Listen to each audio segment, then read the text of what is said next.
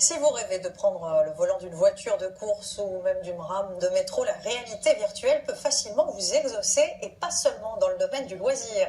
Cette technologie est maintenant utilisée dans le cadre de la formation et les entreprises françaises sont en pointe sur ce marché, comme nous le montrent Fabrice Collaro et Sylvain Roland. Tourner sur un circuit à bord d'une voiture de course, ça n'est pas donné à tout le monde. Pourtant, si l'on s'assoit dans un fauteuil dynamique comme celui-ci et que l'on place un casque de réalité virtuelle devant ses yeux, on aura des sensations similaires et sans courir le moindre risque. Cette technologie en plein essor permet donc à tout un chacun de vivre des expériences inédites. Et cela n'est pas destiné qu'aux jeux vidéo.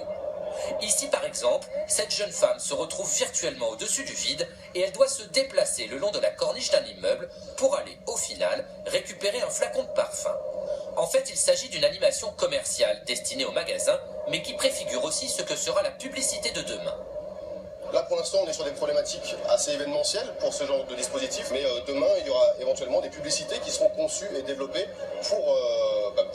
pour les gens chez eux qui seront équipés de ce masque. Autre application pour la réalité virtuelle, la formation professionnelle. Les pompiers ou les agents de sécurité peuvent ainsi s'entraîner à éteindre un incendie. Les étudiants en médecine vont acquérir les gestes qui sauvent et un conducteur de train pourra apprendre des techniques de dépannage en cas de panne. Et tout cela avec un coût réduit et une mise en place de la formation plus facile pour les entreprises concernées.